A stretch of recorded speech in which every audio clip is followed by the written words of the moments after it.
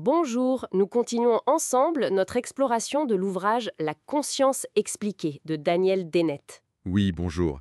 Et quel ouvrage, hein. On peut dire que c'est son opus magnum, vraiment son œuvre majeure. Absolument, un livre très ambitieux où il cherche à démystifier la conscience, n'est-ce pas?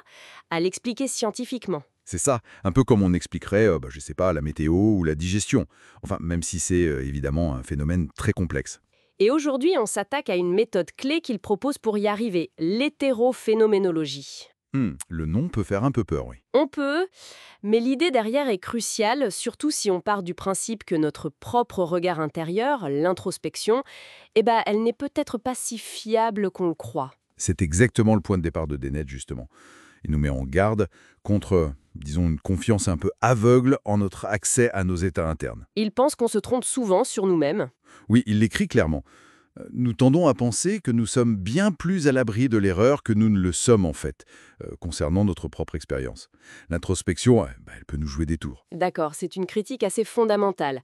Alors si on ne peut pas complètement se fier à ce qu'on ressent ou perçoit soi-même, comment il propose de faire, Dennett, pour construire une science de la conscience sur des bases un peu plus solides? Eh bien, il propose donc cette fameuse hétérophénoménologie.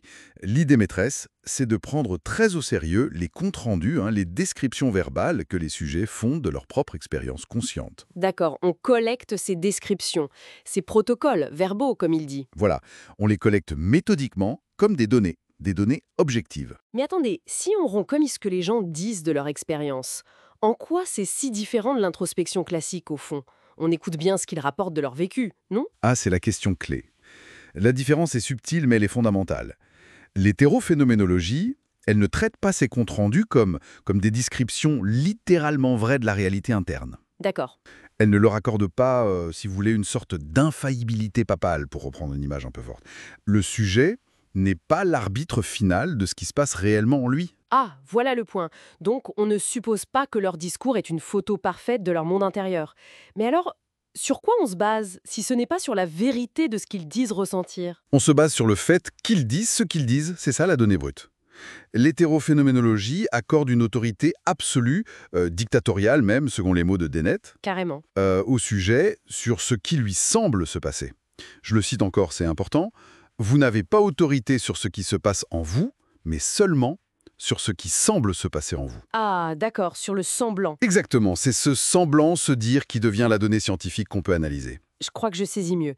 Donc, le coup de génie, si on peut dire, c'est de transformer l'affirmation subjective elle-même, du genre «il me semble voir une lumière rouge», Oui. en une donnée objective et analysable. Le sujet S rapporte qu'il lui semble voir une lumière rouge. C'est ça, on contourne le problème de savoir s'il voit vraiment une lumière rouge dans sa tête. Tout à fait.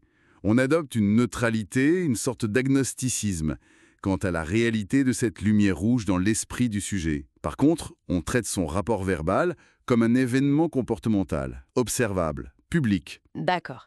C'est une méthode pour étudier la subjectivité, mais depuis un point de vue externe, scientifique, en troisième personne en quelque sorte. C'est exactement ça. Et ça permet d'éviter le piège de croire l'introspection sur parole sans vérification externe possible. Et j'imagine que ça s'inscrit dans sa critique plus large d'une certaine vision de la conscience, ce fameux théâtre mental. Absolument. Ça s'articule parfaitement avec son rejet du théâtre cartésien.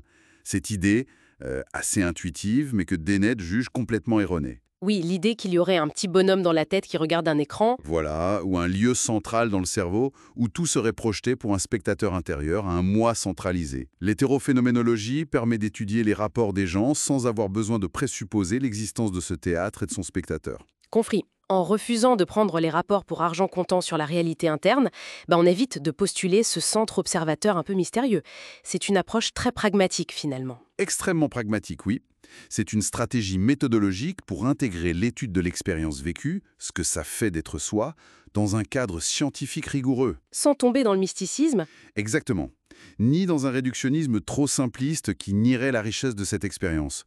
On étudie les manifestations de la conscience, ses traces objectives. Ça nous montre comment la science peut aborder des questions aussi personnelles, aussi intimes que la conscience, en étant assez astucieuse sur le plan méthodologique. Tout à fait. On prend au sérieux ce que les gens disent, leur vécu tel qu'ils le rapportent, mais on le traite comme une donnée à analyser avec un regard scientifique critique. C'est une démarche qui, je trouve, respecte le sujet et son expérience rapportée, tout en maintenant l'exigence d'objectivité qui est propre à la science.